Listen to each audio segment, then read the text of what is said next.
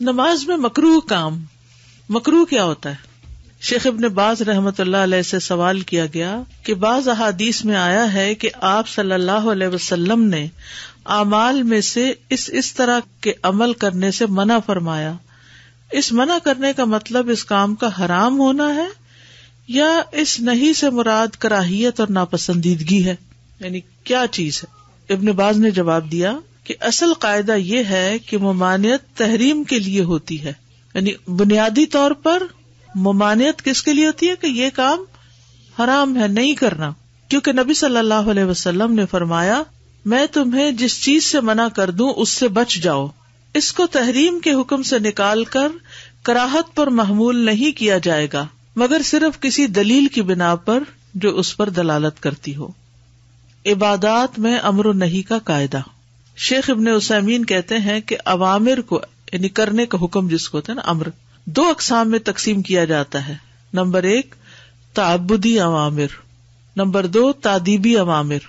تعبدی وہ جن میں عبادت کا ارادہ کیا جائے اور وہ وجوب کے لیے ہوتے ہیں، اور تادیبی وہ احکامات جو آداب اور مکارم اخلاق سے تعلق رکھتے ہیں. تادیبی ادب سے اور تعبدی عبادت سے. جن احکام میں عبادت کا ارادہ کیا جائے وہ وجوب کے لیے ہوتے ہیں، لازم ہوتے ہیں، کیونکہ اللہ تعالیٰ نے ہمیں ان کا حکم دیا ہے. جیسے وَاعْبُدُوا اللَّهَ أَقِیمُوا الصَّلَاةَ. ان احکامات کو اپنے لیے پسند کیا ہے کہ ہم ان احکام کے ذریعے سے اس کا قرب حاصل کریں. تو ہم پر واجب ہے کہ اگر وہ حکم ہے تو اس کو بجا لائیں، اگر نہیں ہے تو چھوڑ دیں. یعنی اللہ نے جو حکم دیا یا ایھا الذین آمنوا کہہ کے، وہ کس لیے حکم دیا؟ کرنے کے لیے حکم دیا ہے، تو اس کو کرنا چاہیے. آداب و اخلاق میں امر و نہی کا قاعدہ کیا ہے؟ لیکن اگر وہ احکام آداب اور اخلاق حسنہ سے تعلق رکھتے ہوں اور ان کے اور اللہ عز و جل کے درمیان قرب حاصل کرنے کا کوئی تعلق نہ ہو تو ان میں جو حکم دیا گیا ہے وہ مستحب ہے. جس سے منع کیا گیا ہو وہ کراہت کے کام کے لیے ہوگا، حرام نہیں ہوگا. یعنی مثلاً مینرز سے متعلق کوئی چیز ہے، کوئی ادب بتائیے جو ہمارے دین نے ادب سکھایا ہو. جیسے آپ کھجور کھا رہے ہیں کھانے کے لیے تو آپ کیا کریں؟ 1 اٹھائیں.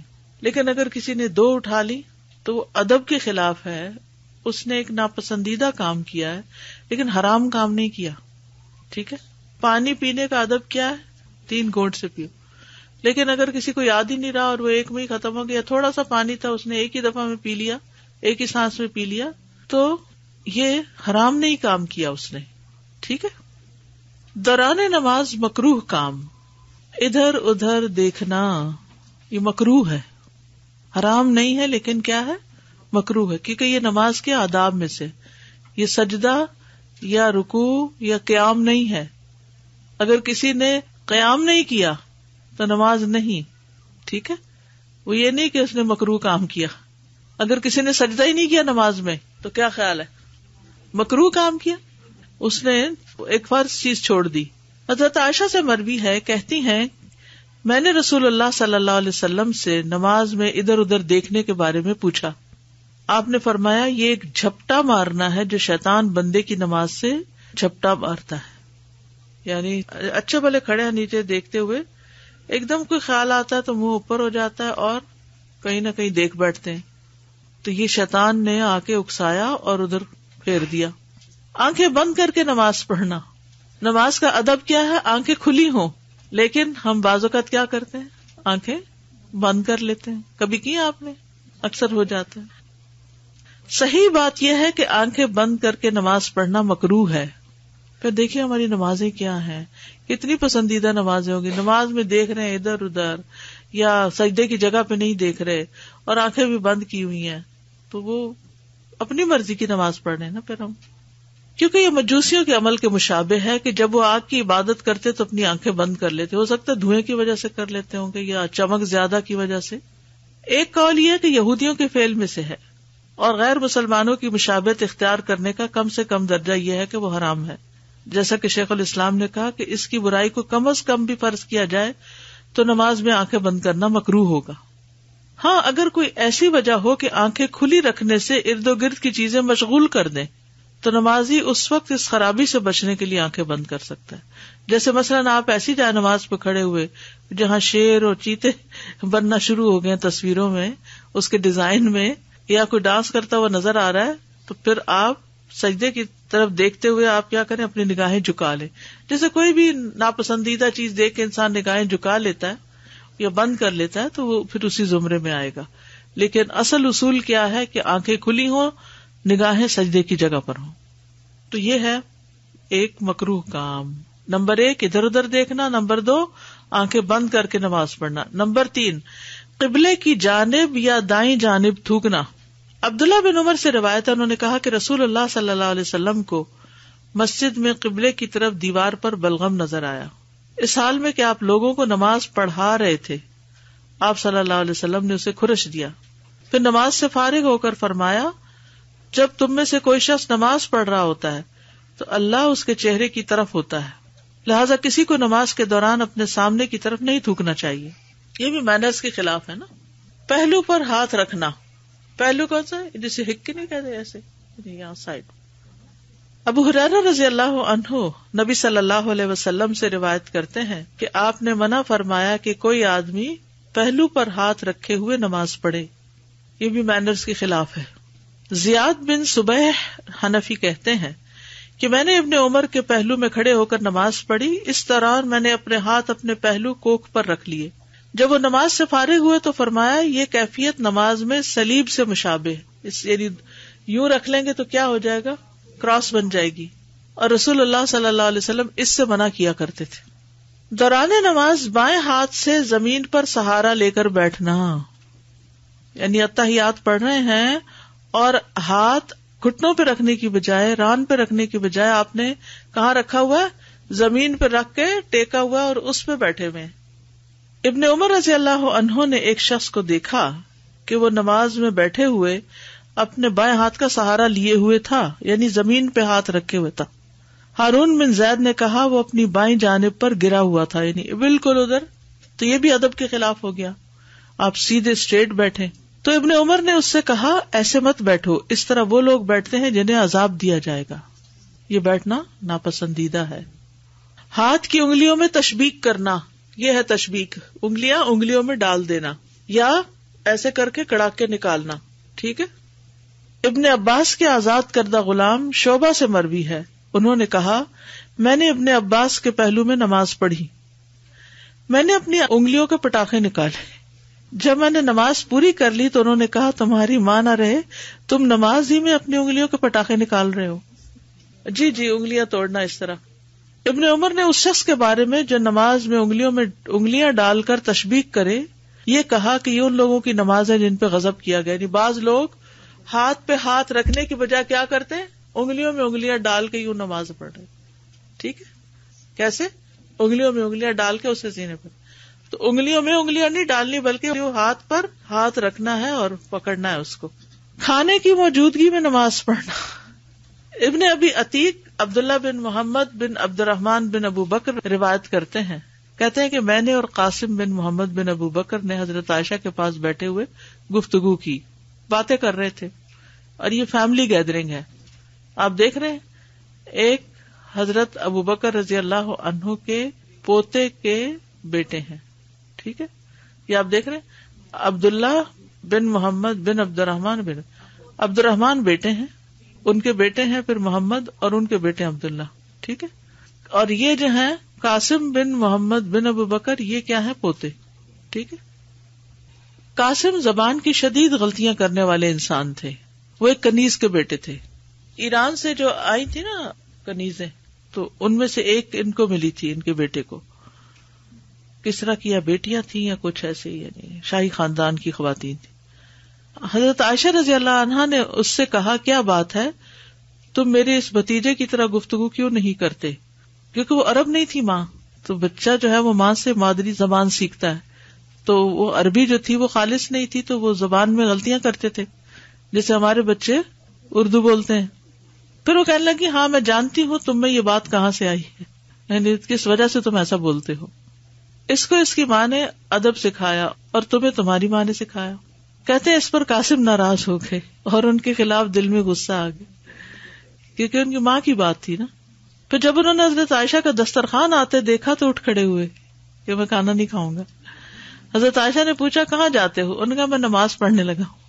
حضرت عائشہ نے کہا بیٹھ جاؤ. انہوں نے کہا میں نے نماز پڑھنی ہے. حضرت عائشہ نے کہا بیٹھ جاؤ دھوکے باز, میں نے رسول اللہ صلی اللہ علیہ وسلم کو فرماتے ہوئے سنا ہے کھانا سامنے آ جائے تو نماز نہیں, کھانا سامنے آ جائے تو نماز نہیں. یعنی وہ بہانہ کر رہے تھے ایک طرح سے جی, اور وہ سمجھ گئی. اور نہ وہ نماز پڑھے جس پر پیشاب پخانہ کی ضرورت غالب آ رہی ہو. یہ دونوں چیزیں توجہ بانٹنے والی ہیں. اس حدیث میں اس بات کا بیان ہے کہ جب ایسا کھانا موجود ہو جسے وہ کھانا چاہتا ہے تو اس وقت نماز پڑھنا مکروہ ہے, کیونکہ اس طرح سے اس کا دل کھانے کی طرف ہی مشغول رہے گا اور نماز میں مکمل خشوع ختم ہو جائے گا. رفع حاجت محسوس ہونے کی حالت میں نماز پڑھنا. سنن نبی داؤد کی روایت ہے, ابو ہریرہ رضی اللہ عنہ نبی صلی اللہ علیہ وسلم سے روایت کرتے ہیں کہ آپ صلی اللہ علیہ وسلم نے فرمایا جو شخص اللہ اور آخرت کے دن پر ایمان رکھتا ہے اس کے لیے حلال نہیں کہ پیشاب پخانہ روکے ہوئے نماز پڑھے حتیٰ کہ فارغ ہو جائے, یعنی جائے فارغ ہو کے دوبارہ وضو کر کے آئے اور نماز مکمل کرے. جو شخص اللہ اور آخرت کے دن پر ایمان رکھتا ہے اس کے لیے حلال نہیں, جائز نہیں یہ بات. کپڑوں اور بالوں کو لپیٹ کر نماز پڑھنا. ابن عباس رضی اللہ عنہما سے مروی ہے کہ وہ نبی صلی اللہ علیہ وسلم سے بیان کرتے ہیں کہ آپ نے فرمایا ہمیں حکم دیا گیا کہ ہم 7 ہڈیوں پر سجدہ کریں, نیز اس دوران میں اپنے بالوں اور کپڑوں کو نہ سمیٹیں, یعنی توجہ سے نماز پڑھیں. اس وقت بار بار دوپٹہ ٹھیک کرنا یا اور بالوں کو باندھنا یا پیچھے کرنا, ان کو سمیٹنا یہ درست نہیں. ولا تکف ثوبا ولا شعرا کے 2 معنی ہیں. نمبر 1, سجدہ کرتے وقت کپڑے اور بالوں کو اوپر نہ اٹھانا, یعنی جب سجدہ کریں گے اور اگر بال کھلے ہیں, جو لوگ بال باندھتے نہیں, شارٹ ہیئرز ہیں, تو وہ کیا ہوگا, سجدے میں کہاں چلے جائیں گے, نیچے آ جائیں گے.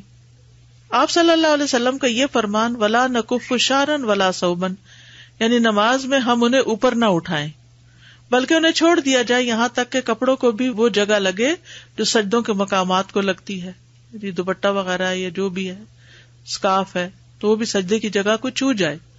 اس وقت اسکارف کو اس طرح نہیں لپیٹیں کہ وہ بالکل ہی جسم کے ساتھ چمٹ جائے. انسان اپنے بالوں کو نہ سمیٹے, اگر اس کے بال نیچے لٹک رہے ہوں تو سجدہ کرنے کی وجہ سے انہیں جمع نہ کرے بلکہ انہیں اپنے ساتھ سجدہ کرنے دے. اس کا یہ مطلب نہیں کہ وہ اسکارف سے باہر نکل کے نظر آنے لگے, تو مطلب یہ کہ اگر جیسے چھوٹے ہیں آگے آتے ہیں تو آگے آ جاتے ہیں, پیچھے جاتے ہیں تو پیچھے آ جاتے ہیں, مگر اندر ڈھکے ہوئے ہیں تو ان کو نماز میں باندھ کے نماز پڑھنے کی ضرورت نہیں. کٹے ہوئے بال ہو جن کو, ان کو نماز میں باندھنے کی ضرورت نہیں, ویسے ہی پڑھ لیں بس ڈھکے ہوئے ہوں. اسی طرح زمین سے کپڑا نہیں اٹھائے گا یہاں تک کہ وہ سجدہ کرے, بلکہ اس کو چاہیے کہ کپڑوں کو چھوڑ دے. اسی حالت میں نماز ادا کرے اور بالوں اور کپڑوں کو نہ سمیٹے, یعنی ہم ان کو بکھرنے سے ہی نہ سمیٹے نہ اکٹھا کریں گے. اس سے مراد یہ ہے کہ رکوع اور سجدہ کرتے وقت دونوں ہاتھوں سے کپڑے کو اکٹھا کرنا تاکہ وہ زمین پہ نہ لگے, یہ منع ہے.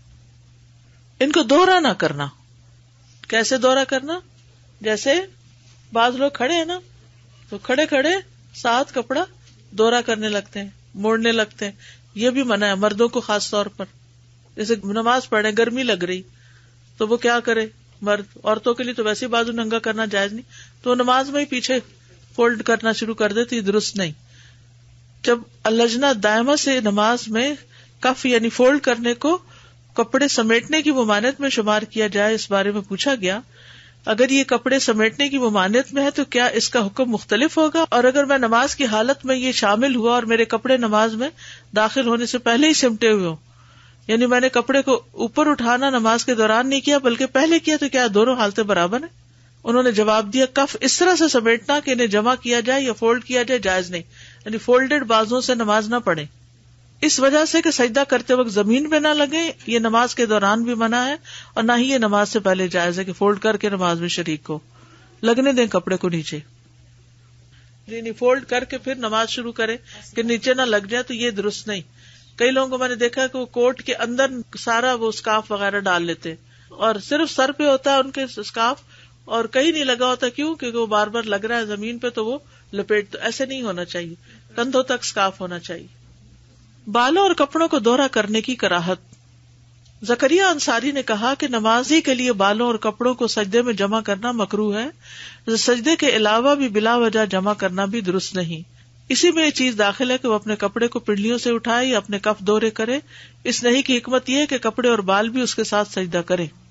یعنی مردوں کے لیے نا ٹخنے ننگے ہو. اب اگر کسی کا پینٹ ڈھیلا ہے تو وہ نیچے ہو گیا, پھر بار بار وہ اونچا کر رہا ہے, پھر وہ نیچے ہو رہا ہے, پھر اونچا کر رہا ہے. تو اس طرح کے ایکشن جو ہے نماز کے دوران مناسب نہیں, ادب کے خلاف ہے. زرکشری نے کہا کہ بالوں کو سمیٹنے کی ممانعت کو مردوں کے ساتھ خاص کرنا چاہیے. جہاں تک عورت کا معاملہ ہے تو اس کو مینڈیاں کھولنے میں مشقت ہے اور یہ حسن کو اختیار کرنے کی حالت کے مخالف ہے. یعنی اگر چٹیا کی ہوئی ہے یا مینڈیاں تو وہ نہیں کھولنی اس کو, لیکن اگر کھلے بال ہیں تو ٹھیک ہے. جوڑے میں نماز پڑھنا. عبداللہ بن عباس سے مروی ہے کہ انہوں نے عبداللہ بن حارث کو سر کے پیچھے جوڑا باندھے نماز پڑھتے دیکھا تو وہ ان کو کھولنے کھڑے ہو گئے. جب وہ نماز سے فارغ ہوئے تو ابن عباس کی طرف متوجہ ہوئے اور کہا, تم نے میرا سر کیوں چھیڑا؟ تو ابن عباس نے فرمایا, کیونکہ میں نے رسول اللہ صلی اللہ علیہ وسلم کو فرماتے ہوئے سنا, بالوں کا جوڑا بنا لینا اس کی مثال ایسے ہے جیسے کوئی نماز پڑھے اور اس کے ہاتھ پیچھے بندھے ہوئے ہوں. پیچھے کیسے بندھے ہوں گے؟ یعنی یوں کر کے نماز پڑھ رہا ہے, تو ایسے ہی بال بھی پیچھے باندھ کے ان کو جوڑا بنا لینا درست نہیں. سعید بن ابی سعید مقبری اپنے والد سے بیان کرتے ہیں, انہوں نے نبی صلی اللہ علیہ وسلم کی آزاد کردہ غلام ابو رافع کو دیکھا کہ وہ حسن بن علی کے پاس سے گزرے جبکہ وہ نماز پڑھ رہے تھے, اور انہوں نے اپنی گدی میں اپنے بالوں کی چوٹی گھسا رکھی تھی. بالوں کی چوٹی جو تھی وہ گدی میں کیسے گھساتے ہیں؟ لپیٹ کے اس کے اندر ڈال دینا. بس ابو رافع نے ان کے بال کھول دیے. حسن نے غصے سے ان کی طرف دیکھا تو ابو رافع نے کہا, اپنی نماز پڑھیے اور ناراض مت ہوئیے. بلا شبہ میں نے رسول اللہ صلی اللہ علیہ وسلم سے سنا ہے کہ جوڑے کا یہ مقام شیطان کی بیٹھک ہے. یعنی بال اونچے کر کے باندھ لے انسان یا ایک جوڑا بنا کے, تو شیطان کے بیٹھنے کی جگہ ہے. ویسے بھی بہت متوجہ کرتا ہے نا انسان دوسرے کو, یعنی جس کے بال ایک سر ہو پھر سر کے اوپر ایک اور چیز اونچی کر کے باندھی بھی ہو تو خواہ مخواہ لوگ اس کی طرف متوجہ ہوتے ہیں. مرد کا چہرہ ڈھانپ کر نماز پڑھنا. ابو ہریرہ سے روایت ہے, انہوں نے کہا رسول اللہ صلی اللہ علیہ وسلم نے اس بات سے منع فرمایا کہ آدمی نماز کے دوران اپنا منہ ڈھانک لے. نقش و نگار میں کھو جانا. حضرت عائشہ سے مروی ہے کہ رسول اللہ صلی اللہ علیہ وسلم نے ایک دھاری دار منقش چادر میں نماز پڑھی, پھر فرمایا مجھے اس کے نقش و نگار نے اپنی طرف متوجہ رکھا, اسے ابو جہم کے پاس لے جاؤ اور میرے لیے اس کی انبجانی چادر لے آؤ, یعنی جو بغیر نقش و نگار کے ہو. نفس سے باتیں کرنا, وسوسوں اور خیالوں میں رہنا.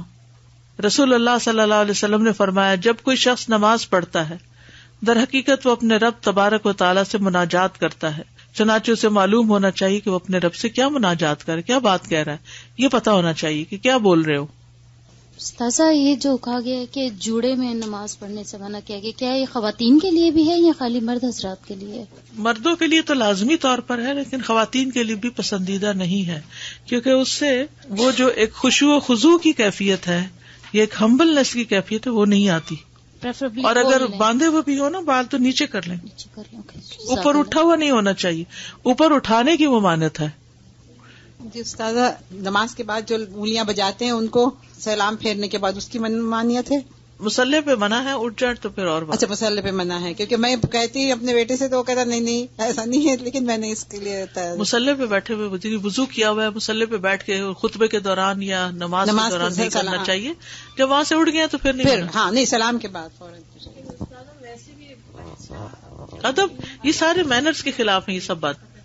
جی میں یہ پوچھنا چاہ رہی تھی کہ اگر جوڑا نہیں بندھا ہو, صرف پیچھے بال کلپ لگا لیتے ہیں جیسے کوئی حرج نہیں, کوئی حرج نہیں. جی بالکل, یعنی یہ وہ مینرز ہیں جو ہم عام طور پہ گھروں میں بچوں کو سکھاتے ہیں کہ بڑوں کے سامنے ایسا نہیں کرتے. تو پھر اللہ سبحانہ وتعالیٰ تو سب سے بڑے ہیں, جہاں اللہ اکبر کہہ کے ہم کھڑے ہوئے نماز میں, تو پھر کیسے وہ یہ سب کام کر سکتے ہیں. جوڑے کے بارے میں ہی سوال ہے, اکثر گردن پہ جب بال چوٹی یا کچھ پھیلے ہوتے ہیں تو پرابلم ہوتی ہے. کلپ لگا لیں, بہت اونچا نہ کریں. نہیں اونچا, مطلب یہاں پر جیسے میں نے ابھی بھی یہ یہاں پہ بنایا ہوا ہے, ادھر تھوڑا سا نیچے کر لیں. جی بلا ضرورت حرکت کرنا. شیخ ابن عثیمین کہتے ہیں کہ نماز میں بلا ضرورت حرکت کرنا ناپسندیدہ کام ہے. اس کے باوجود اس کی 5 اقسام ہیں, یعنی نماز میں حرکت کی 5 اقسام ہیں.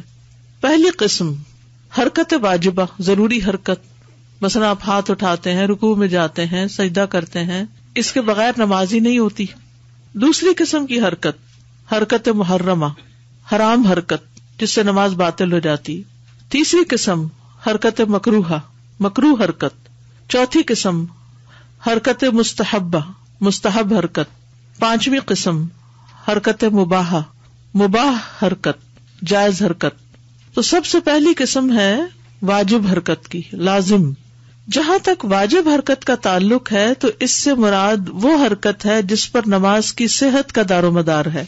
مثال کے طور پر وہ اپنے رومال میں نجاست دیکھتا ہے تو اس کو ختم کرنے کے لیے اس کا حرکت کرنا ضروری ہے.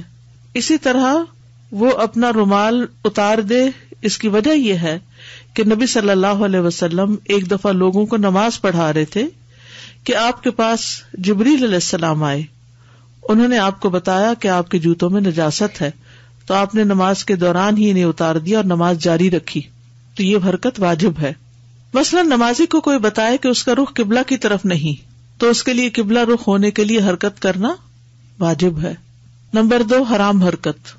جہاں تک حرام حرکت کا تعلق ہے تو وہ بلا ضرورت مسلسل بکثرت حرکت کرنا ہے، جیسے فجٹنگ کرنا، ہلتے جلتے رہنا، کیونکہ اس طرح کی حرکت نماز کو باطل کر دیتی ہے، اور جو چیز نماز کو باطل کرتی ہو اس کا کرنا حلال نہیں، کیونکہ یہ اللہ کی آیات کا مذاق اڑانے کے برابر ہے. نمبر 3 مستحب حرکت. جہاں تک مستحب حرکت کا تعلق ہے تو یہ نماز میں کسی مستحب عمل کے لیے حرکت کرنا ہے، جیسا کہ کسی کا صف کو برابر کرنے کے لیے حرکت کرنا. آپ نماز میں کھڑے، اتنے میں ایک شخص کا وضو نہیں رہا، وہ صف سے نکل گیا، اب آپ کیا کریں گے؟ صف کو جوڑیں گے تو حرکت تو کرنی پڑے گی.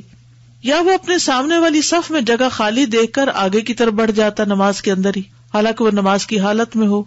یا صف سکڑ جائے تو وہ خالی جگہ کو پر کرنے کے لیے آگے بڑھ جائے، خالی جگہ کو پر کرنے کے لیے آگے بڑھ جائے. یا اسی طرح کی دیگر حرکات جن کی بنا پر نماز میں ایک مستحب عمل واقع ہوتا ہے، کیونکہ یہ حرکت نماز کو مکمل کرنے میں سے ہے. یہی وجہ ہے کہ جب ابن عباس نے نبی صلی اللہ علیہ وسلم کے ساتھ نماز پڑھی اور وہ آپ کے بائیں جانب آ کر کھڑے ہوئے تو آپ نے ان کو سر سے پکڑ کر پیچھے سے اپنی دائیں جانب کھڑا کر دیا. چوتھی ہے مباح حرکت. جہاں تک جائز یا مباح حرکت کا تعلق ہے، یہ ضرورت کے تحت کی جانے والی تھوڑی یا مجبوری کے تحت کی جانے والی زیادہ حرکت ہے.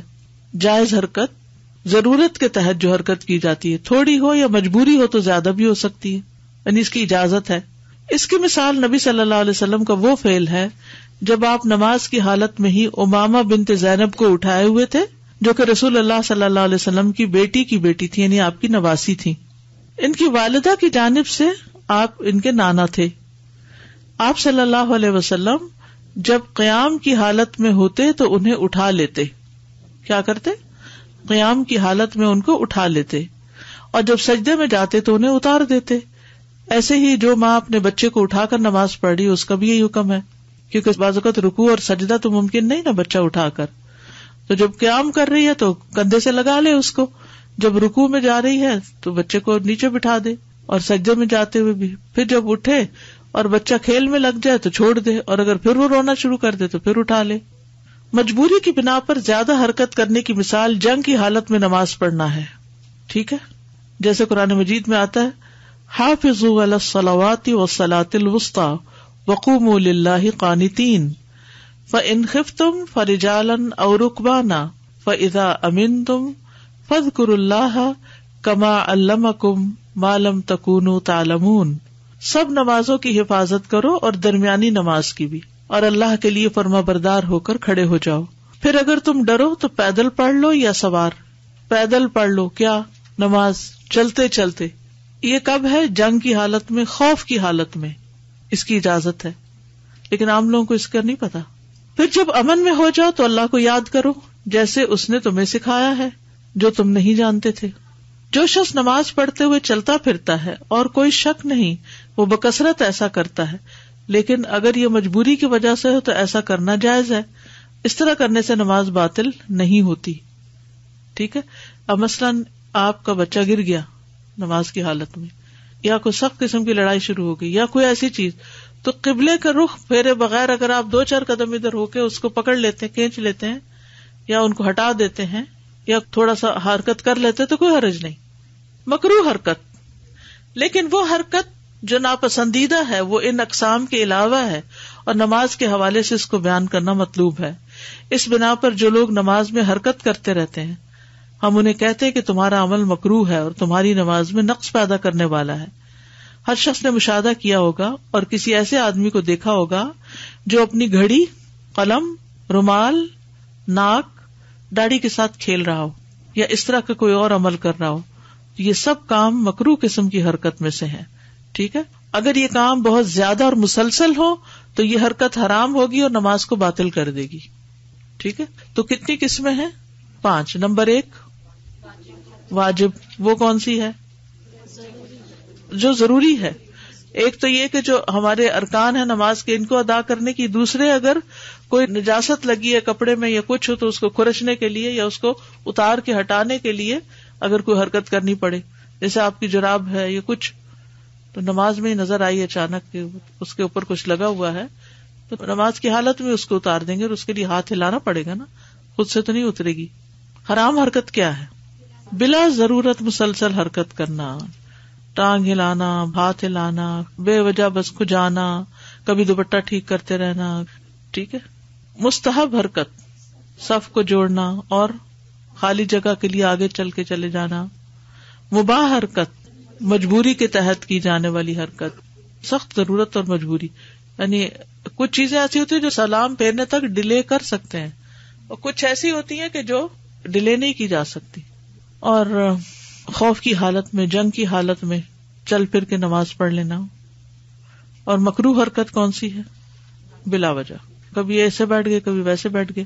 دوران نماز سجدے کی جگہ سے چیزوں کو ہٹانا، کبھی لوگ جا نماز کے بل ہٹانے لگتے ہیں، کبھی کچھ بچے نے پھینک دیا اس کو ہٹایا، تو وہ اب جو تو مجبوری ہے وہ تو اور بات ہے، لیکن جیسے کچھ لوگ دونوں ہاتھوں سے سجدے کی جگہ کو سنوار رہے ہوتے ہیں، یہ درست نہیں۔ رسول اللہ صلی اللہ علیہ وسلم نے فرمایا تم میں سے کوئی آدمی کنکریوں کو چھیڑنے سے اپنا ہاتھ روک کر رکھے، کیونکہ مسجد نبوی میں پلستر نہیں کیا ہوا تھا، باریک باریک بجری بچھائی ہوئی تھی، تو وہ کھڑے ہونے سے چلنے سے آگے پیچھے ہو جاتی ہے، تو اس کو سنوارنے اور برابر کرنے کی اجازت نہیں نماز میں۔ فرمایا کہ تم میں سے کوئی آدمی کنکریوں کو چھیڑنے سے اپنا ہاتھ روک کر رکھے، یہ اس کے حق میں ایسی 100 اونٹنیوں سے بہتر ہے جن میں سب کی آنکھوں کی پتلیاں سیاہ ہوں، یعنی قیمتی اونٹنیاں۔ اگر تم میں سے کسی پر شیطان غالب آ ہی جائے تو صرف ایک مرتبہ کر لے، یعنی وہ حرکت جو نماز باطل کر دیتی ہے اس سے اتنا زیادہ اجتناب کرنا چاہیے، کیونکہ جتنی زیادہ ساکن سکون اور خشوع والی نماز پڑھیں گے اتنا اس کا اجر و ثواب بڑھتا چلا جائے گا۔ معقیب رضی اللہ عنہ کہتے ہیں میں نے نماز میں کنکری ہٹانے کے سلسلے میں رسول اللہ صلی اللہ علیہ وسلم سے پوچھا، آپ نے فرمایا اگر ہٹائے بغیر کوئی چارہ نہ ہو تو ایک بار ہٹا لو، یعنی اسے کھیلو نہیں، لیکن کئی دفعہ ایسا ہوتا ہے نا کوئی چیز آگے ایک دم آ کے گر جاتی ہے، اب اس کو ہٹانے کی ضرورت ہے تو ایک ہاتھ سے ہٹا دے بس۔ استاذہ میں نے ایک لیکچر میں سنا تھا کہ اگر سیل فون آپ کا بج رہا ہے اور آپ سمجھتے ہیں کہ دوسروں کی نماز خراب ہو رہی ہے تو آپ اس کو بند کر سکتے ہیں، بلکہ مستحب ہوگا کہ سب کو نجات دلائے، ورنہ کئی لوگ جب فون کرتے ہیں نا اللہ کے بندے ایک دفعہ نہیں کرتے، یعنی ایک دفعہ اگر نہیں اٹھایا دوسری دفعہ پھر شروع کر دیں گے، پھر اور غصے اور ضد میں آ کے تو جاری رکھیں گے اپنا عمل۔ تو اب اگر اگلا شخص نماز پڑھ رہا اور کرنے والا سمجھ ہی نہیں پا رہا تو اس کو آف کر دینا چاہیے۔ مسجد میں جاتے ہی اپنے موبائل بند کر لینے چاہیے، کلاس میں ہوتے ہوئے بھی، اور مجھے بھی کر کے آنا چاہیے، کبھی بھول بھی جاتا ہے۔ جی استاذہ رمضان میں نماز پڑھ رہے تھے، ادھر میرے ساتھ ایک خاتون کھڑی تھی، وہ نماز کی حالت میں، ان کا بچہ آ رہا تھا تو وہ اپنا پرس اٹھا کے اس کو کینڈی کھول کے دے رہی تھی، تھوڑی دیر بعد وہ پھر آئے، پھر اسے فون نکال کے بیگ سے اس کو آن کر کے اس کو دیا، تو ایسا کرنے سے نفلی نماز میں ایسا ہو سکتا ہے جب نماز بہت لمبی ہو، جیسے تراویح وغیرہ، فرض نماز میں ایسے کام نہیں کرنے چاہیے، لیکن نوافل میں ایسا ہو سکتا ہے، ورنہ تو مائیں نفل پڑھ ہی نہیں سکتی۔ اس میں یہ نہیں کرنا چاہیے کہ دونوں ہاتھ کھول کے اور ڈھونڈ رہے ہیں اور کر رہے ہیں اور بالکل یوں لگے جیسے نماز میں ہے ہی نہیں، کوئی اور ہی کام کر رہے ہیں۔ تھوڑا بہت اگر ایک ہاتھ سے نکال کے آگے پیچھے کر کے دے دیا تو کوئی بات نہیں، توجہ اپنی نمازی کی طرف رکھی۔ استاذہ یہ پھر جوڑے سے ریلیٹڈ سوال ہے کہ اگر سرکل کر کے بالوں کو کیچر لگا دیا جائے ادھر، تو جیسے عموماً لمبے بال ہوتے ہیں ان کو سرکل کر کے اور پھر کیچر لگا دیا جائے ادھر، تو درست ہوگا نماز میں؟ چھوٹا کیچر لگائیں جو نمایاں نہ ہو، ٹھیک ہے، اٹھائے نہ اس کو، لیکن ان کا بالوں کا سرکل سرکل تو کر سکتے ہیں، نیچے ہوں بس.